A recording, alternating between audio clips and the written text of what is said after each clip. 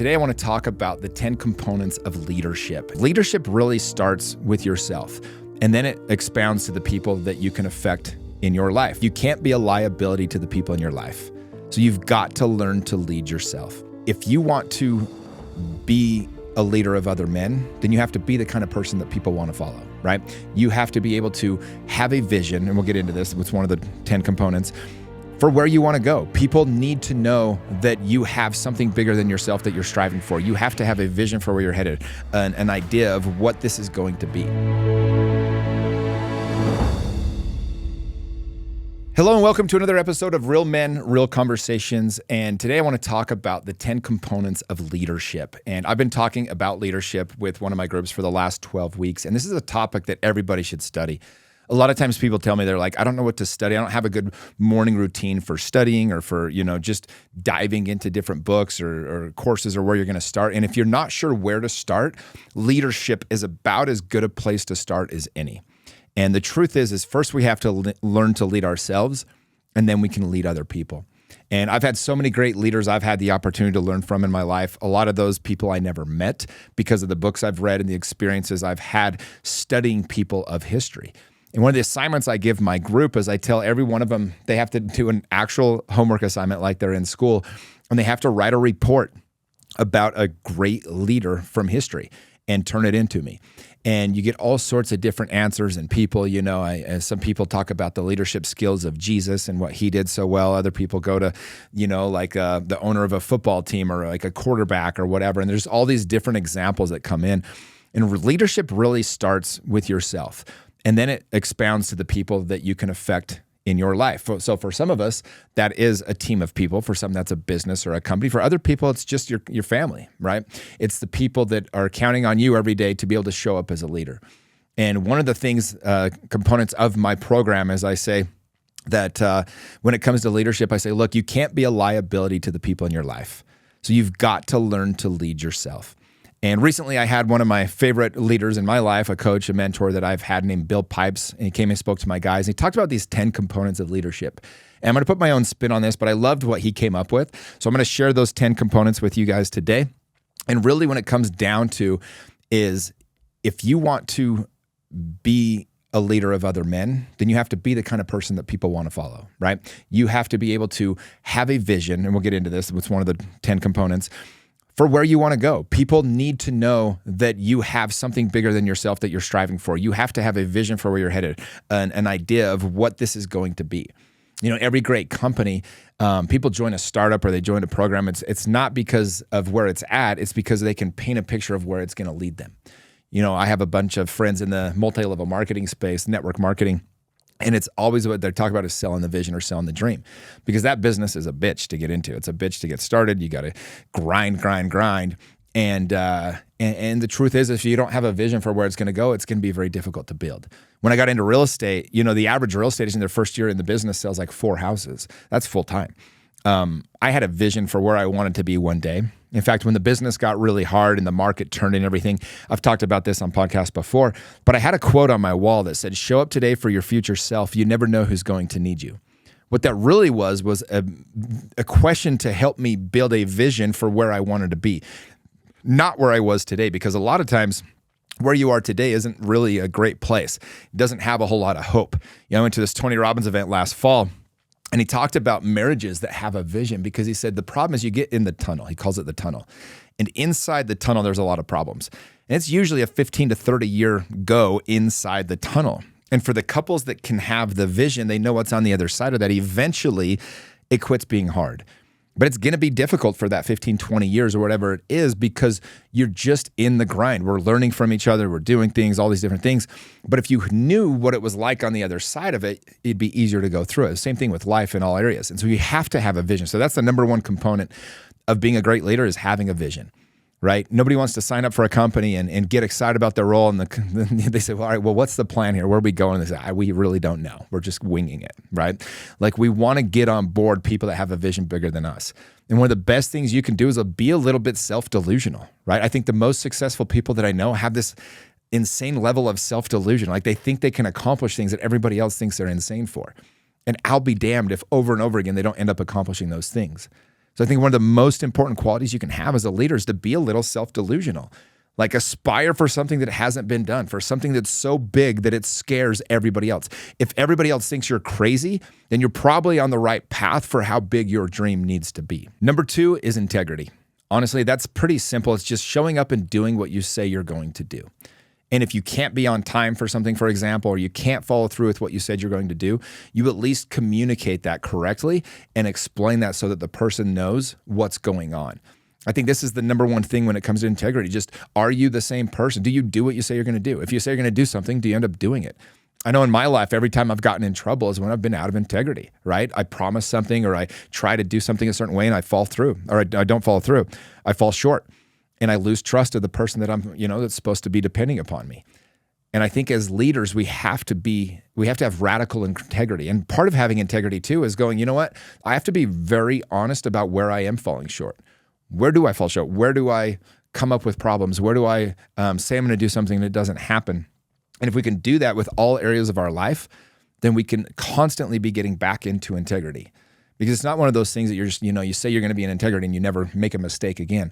But ultimately, people that truly value integrity, if it's a guiding principle of your life, then when you get out of integrity, something feels off in you and it can pull you back into integrity. So on that, like, where have you made promises in your life and not fallen through, right? And ultimately, it's time to clean those areas up. For some people, it's simply just showing up on time or showing up prepared. Or for certain people, it's just being honest about what you're doing. But a business that has a leader that's out of integrity, they fall every single time. I think every bad investment that I've made, the leader lacked integrity. And when I look at those businesses now, I have one business I made an investment in and it's gone very south. I've lost a lot of money, multiple 6 figures on it recently. And it's been a couple of years now since I made the investment, but ultimately I saw the leader of that company be out of integrity once. And I overlooked it because I wanted to be a part of this deal. I wanted to be part of this thing. And I saw that leader be out of integrity, and wouldn't you know it, the company ended up falling apart because essentially the leaders were out of integrity. All right, number 3 component is energy. I love this one.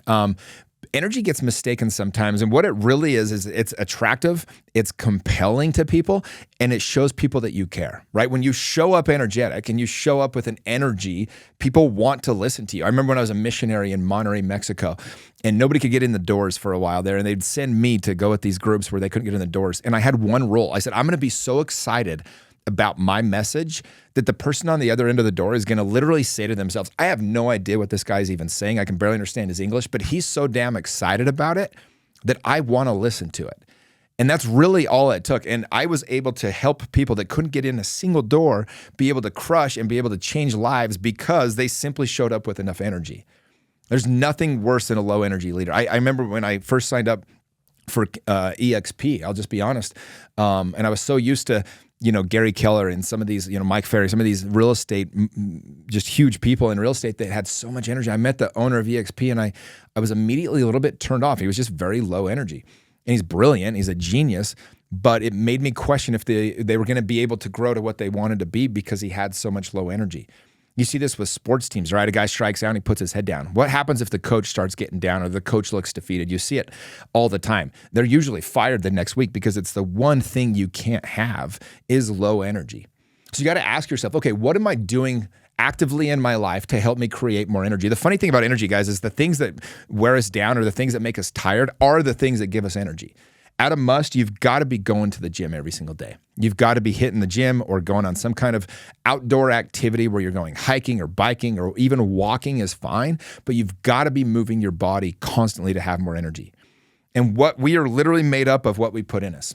I've become obsessed with this idea. I've been off energy drinks now for a couple of years. I shouldn't say that. I was off every energy drink except for Celsius because I mistakenly thought it was healthy. Until April, we went to Africa and I decided to give up those as well. I haven't had one in 4 months because I'm trying to retrain my body to understand what it needs for energy. When you can fall asleep drinking an energy drink, the number of people that can do this is pretty embarrassing. You're no longer getting the benefits of the energy drink. You've simply got a bad habit, right? And everything that we put in us affects our energy long-term. Another part of that, and on top of like food and supplements and drinks and all those different things, honestly, is the amount of sleep that we get. And I think it's one of the most underrated things that we do. And so how are your sleep habits? What are you doing? If you're not sleeping well, you should become obsessed with the idea of how to fix that. Affirmations, vision boarding. I think I talked about having a vision already, but having a vision for your life and having a vision board, it's energetic because it helps you think past the moment, what's happening right now. Because if stuff's difficult right now, I can go to my vision board and I can get realigned and reconnected to my vision that's bigger than the moment. Another one is reading. Right? Like physically reading a book, there's something about that just gives you energy. You feel smarter, you feel more aligned, you feel like you're studying something. So I recommend 10 minutes a day of doing that. 10 minutes a day in prayer and meditation is a must. And the other thing I'd say is having gratitude, right? And so having your accountability partners or having somebody in your life that you send a gratitude list every day. I've got my buddy Mo, he lives out in Colorado. Every morning, I know that dude's sending me his gratitudes and I send it back. We don't overcomplicate it. He sends me 3 things, I send him 3 back almost every day. Some days I send it first. Usually it's Mo because he's a hell of an accountability partner.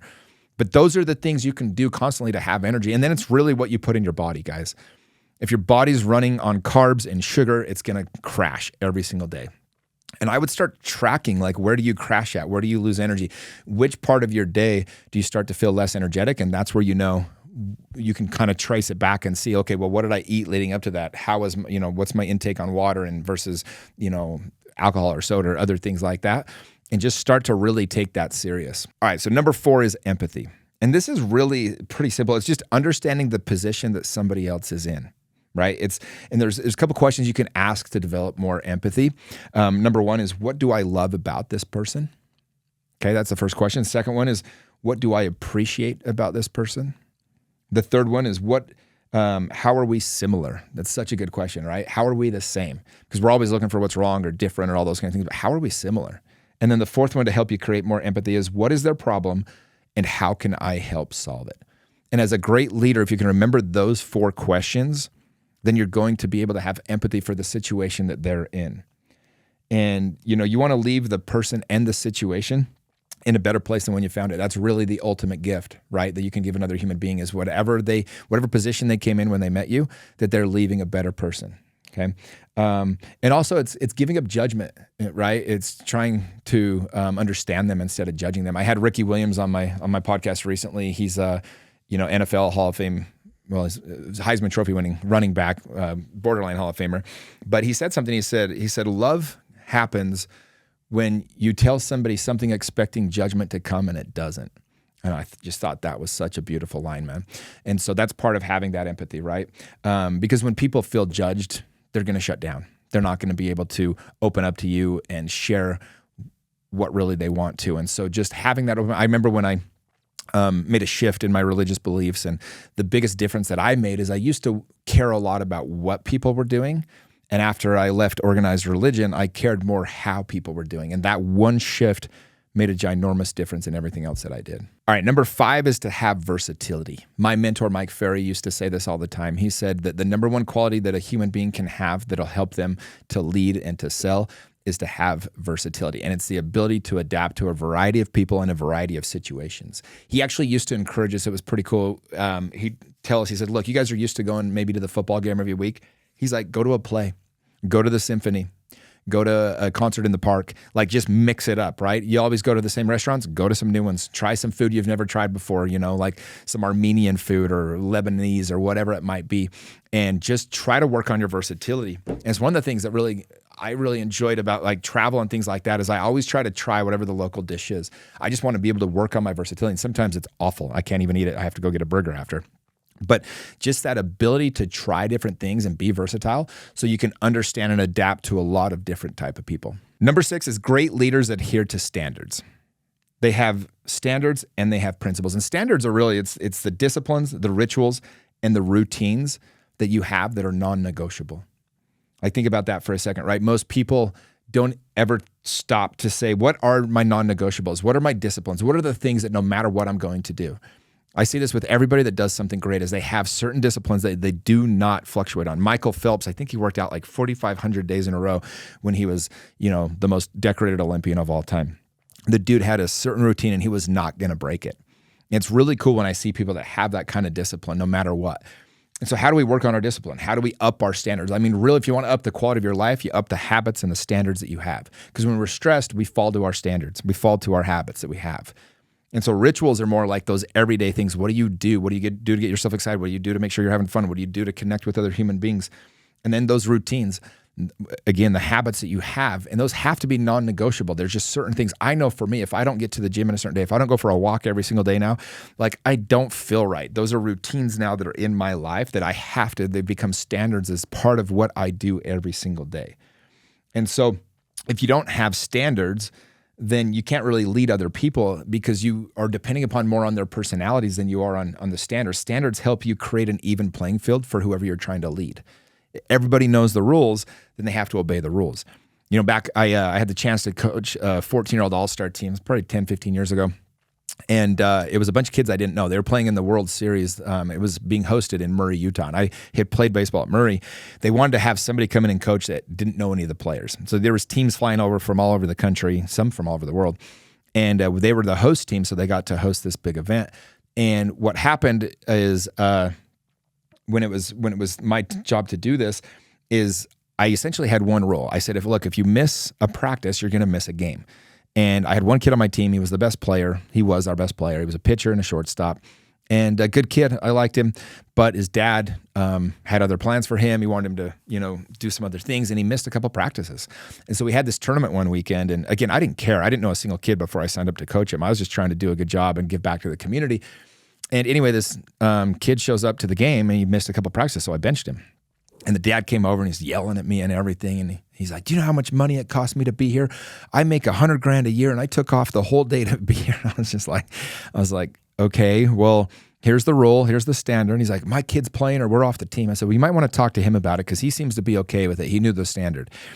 And he pulls him aside and whatever, and ends up coming back in the dugout and sitting there with us as a team. His dad stormed off and drove away.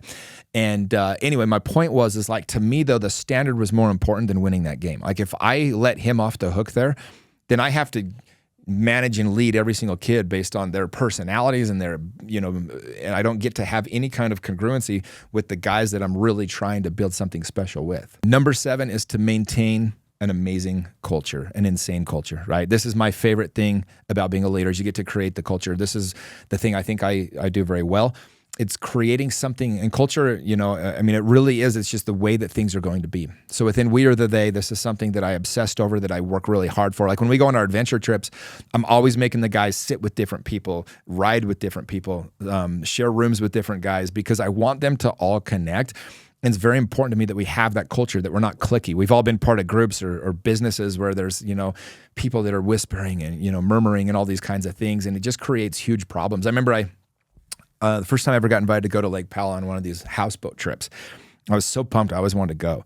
These guys had a horrible culture on this boat. And the truth is they just weren't very good dudes. And they were talking shit on everybody. And I remember one day, they were talking really bad about this girl, and I happened to be walking on this scene and everything, and they didn't know the girl was in the kitchen right behind them. She heard the whole thing, and she started bawling, and fight breaks out, and not like a fist fight, but like everyone yelling, and it's just terrible. It's just like I remember thinking to myself, man, if I ever do one of these trips, I'm going to make sure that everybody feels welcome to be here. It's one of my secrets that I always had with any party or event or trip that I ever threw. Because I really wanted people to feel comfortable. So I had a rule today. This is actually, I'm going to throw you guys a little pearl here today on throwing parties. A couple things I always did at a party because I wanted to have a certain culture. I wanted to have a certain way that everybody felt when they showed up to my event. I still do this to this day. Number 1 is I would have food or drinks available. So people that aren't comfortable can go over and make themselves comfortable. One of the best things I did, though, is anytime guys would show up, right? I mean, I had 40, 50 girls that were like at my college parties, for example, when I was in college, that we were friends with that were at the party, but that none of us were going to date. We'd already dated. We just weren't going to date, but they're very attractive women, right? And anytime these new guys would show up, I'd be like, guys, welcome to my party. Because every time I'd go to a party, all the guys there would like treat you like a dick. And I was like, well, I don't want to be like that. And so I'd go right up to him and I'd introduce myself to him. And I'd say, hey, come here, let me introduce you to a bunch of girls I'm friends with. And I would take this group of 4 or 5 dudes. I did this hundreds of times. I'd take them over to the girls that were already at the party that I'm already friends with. And I'd introduce them. And these dudes are like, man, this guy's really cool. And so what they would do is they'd then call the girls they were friends with and invite them to come to this party. It's now safe to introduce their girls. And that's how I met everybody. It was like just simply by being cool and creating a culture where we were coming from, we weren't coming from scarcity. We were coming from abundance and like sharing and just being cool with each other. And that's how I built my business. That's how I built We Are the They. And so culture really is one of the most important things you can do. And what you have to do is you have to stick to that culture and you have to lead from the front. Right? If I'm being cliquey or I'm not making everybody feel welcome, there's no way everybody else is going to be able to do it either. Number 8 is belief, right? You have to have an unshakable belief in the goal that you're trying to work towards, right? Yet they have to have a belief in themselves, the people you're leading, and they have to have a belief in others. Okay? Like every single human being needs 2 people to believe in them in this life. Number 1, they've got to believe in themselves, right? Like this will falter at times though. Sometimes you just, in spite of your best efforts, you just don't believe in yourself. So number 2 is they have to have somebody else, right? So that when their belief does fail, they can rely on these other people. And you have to instill that belief in them. I'll never forget, like my mission president when I was a Mormon missionary was so good at this. But I just remember like him showing up and just giving me this belief and just like making me feel so special. I had Kyle Van Noy on my podcast a couple years ago, and he talked about Coach Belichick. He was the Patriots middle linebacker, 3 straight Super Bowls. They won 2 of them. And I said, give me a cool story about Belichick that shows how good of a leader he was. And this is one of the coolest stories anybody's ever shared on my podcast. Kyle was playing for Detroit. It really just wasn't working out. Gets traded midseason to the Patriots, and they're in first place, looking like they're going to go to the playoffs again. Kyle's first day there, he's kind of nervous, he's like just trying to fit in. He said, Coach Belichick comes up to him, and he's kind of twirling his little whistle. And he walks by Kyle, and he looks at him, and he just goes, I always get my guys. And Kyle said that belief in him of going, oh my gosh, he's seen me all along. He's always known that I have the capability to do this. That one sentence from a great leader said that Kyle goes, I would have ran through a brick wall on fire for that guy after that. Think about that for a second. All he said was, I always get my guys. But what he really did was installed this deep belief that Kyle knew he belonged in that space and that he could make a difference. And guess what? Ended up becoming the captain of the defense for 2 of those 3 Super Bowls. Number 9 is accountability. And this is one of those things that people really don't like. But the truth is accountability is one of the highest forms of love that you can give another human being. We all need to be held accountable. I remember when I first started coaching with a real estate coach, 20 years ago when I first got into real estate. And 6 months in, I got this coach. My business took off. After about 2.5 years with this same coach, I really learned everything I could learn from this guy as far as skills and things like that. But I kept coaching for a couple more years because what it did is every single week I had a 30-minute call, and I had to get on and I had to be accountable to him. I knew he was going to ask me if I made my calls. And so guess what? I made my calls. I knew he was going to ask me if I'd had any closings. So I would close.